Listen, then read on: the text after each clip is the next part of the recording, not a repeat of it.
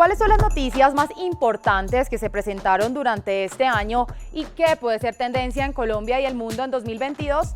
Soy Laura Saavedra Martínez, periodista digital de Caracol Radio, y les doy la bienvenida a este especial de fin de año. En enero, la política del mundo se encontraba a la expectativa del futuro de una de las potencias más importantes tras la elección de Joe Biden como presidente de Estados Unidos y la caída de Donald Trump en el poder. Enero estuvo marcado por las protestas que realizaron los seguidores de Trump, quienes asaltaron el Capitolio de Estados Unidos mientras los miembros del Congreso se reunían para certificar los resultados del colegio electoral de las elecciones presidenciales del 2020. Un total de 5 personas murieron, incluido un policía del Capitolio que falleció al día siguiente en este hecho que causó revuelo, pero ratificó la victoria de Biden, quien se posesionó el 20 de julio de este mes como el presidente número 46 y quien marcaría el comienzo de una nueva era para el país norteamericano.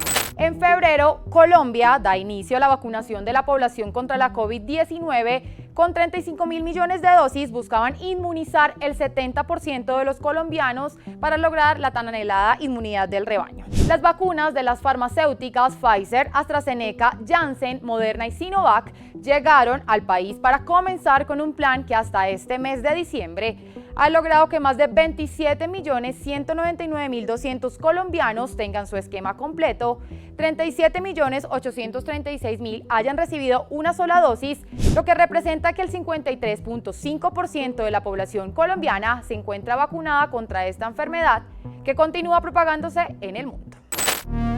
En marzo, una nueva polémica se presentó en el país tras las declaraciones contra los migrantes venezolanos que realizó la alcaldesa de Bogotá, Claudia López, por relacionar la inseguridad con migración en un discurso que agitó la xenofobia. Los colombianos necesitamos garantías.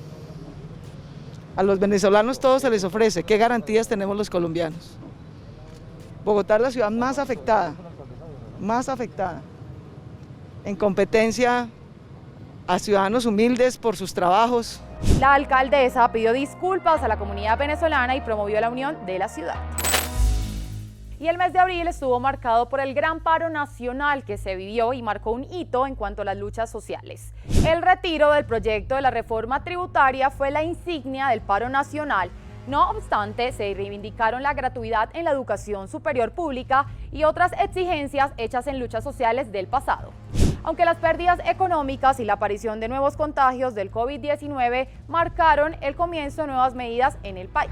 Las ciudades de Colombia volvieron al confinamiento para enfrentar el tercer pico de la pandemia. Medellín afrontó la situación más crítica en medio de un repunte de los contagios que también afectó a Bogotá, Cali y Barranquilla.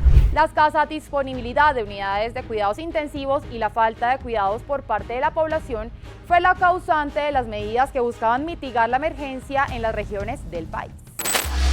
En mayo, el proceso de vacunación de la población colombiana continuaba marchando en las diferentes regiones con una priorización para personas con comorbilidades y adultos mayores de 60 años, quienes fueron priorizados para cumplir con el esquema vital para evitar la propagación de esta enfermedad. En junio, Colombia volvió a ser protagonista en la propagación del COVID-19, pues la Organización Mundial de la Salud, OMS, ubicó al país como el primero con más casos por 100.000 habitantes en el continente y el tercero en el mundo con mayor número de contagios. Durante el mes de julio, Colombia confirmó la presencia de la variante Delta en un ciudadano de Cali, quien viajó a Estados Unidos y presentó síntomas un día después de llegar al país. Esta aparición encendió la alerta de las autoridades y las alarmas en muchos ciudadanos, quienes empezaron a bajar la guardia y a dejar de utilizar las medidas de protección necesarias para enfrentar esta nueva aparición del COVID-19.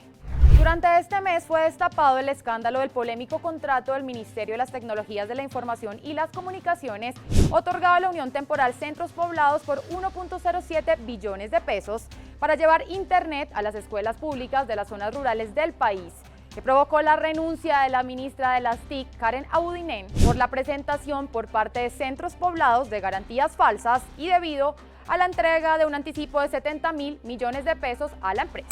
En agosto, una fuerte explosión irrumpe el aeropuerto de Kabul mientras Estados Unidos y otros países intentan evacuar a sus ciudadanos y afganos en riesgo de los talibanes. 13 estadounidenses y decenas de ciudadanos afganos murieron en estos hechos que enlutaron el corazón de muchos en el mundo.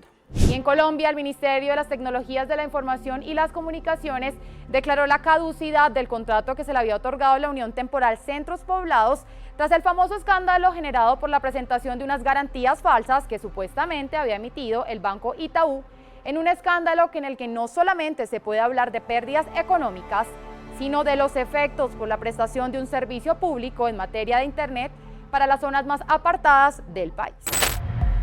En septiembre, luego de que el pasado 27 de julio el Ministerio Público abriera una indagación preliminar sobre el contrato celebrado por el Ministerio de las TIC con la Unión Temporal de Centros Poblados para garantizar la puesta en marcha de los centros digitales en las zonas rurales del país, se concluyó la etapa probatoria y la Procuraduría abrió formalmente una investigación disciplinaria a la entonces ministra Karen Audinero por el polémico contrato en el que todavía no se han entregado los 70.000 millones de pesos que le deben al país.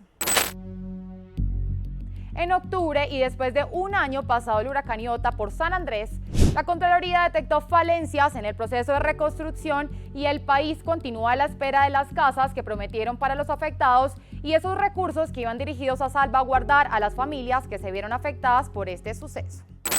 En noviembre comienza a formarse el rumbo que tomarán las elecciones presidenciales de 2022. Suenan los candidatos que irán en esta contienda y el país especula sobre el futuro de los colombianos. Fuertes enfrentamientos entre el expresidente Álvaro Uribe Vélez y Gustavo Petro, unión de partidos como el Pacto Histórico y la Coalición Centro Esperanza y la confirmación de los candidatos que están dentro del uribismo. Por otro lado, en este mes se realizó la inauguración de las obras del túnel de la Línea, que se convirtieron en una construcción histórica en el país porque duraron más de 12 años. Integra 25 túneles, 31 viaductos, 3 intercambiadores viales y 30 kilómetros de doble calzada entre Calarcá y Cajamarca. Reduciría notablemente la conexión entre el departamento del Quindío y el Tolima. Y en el mes de diciembre, en 10.07% quedó establecido el aumento del salario mínimo para el próximo año. El presidente de la República, Iván Duque, confirmó que los empresarios, el gobierno nacional y los trabajadores llegaron a un acuerdo sobre el incremento del salario mínimo que será de 1.117.172 pesos, incluido el auxilio de transporte. En casi 50 años.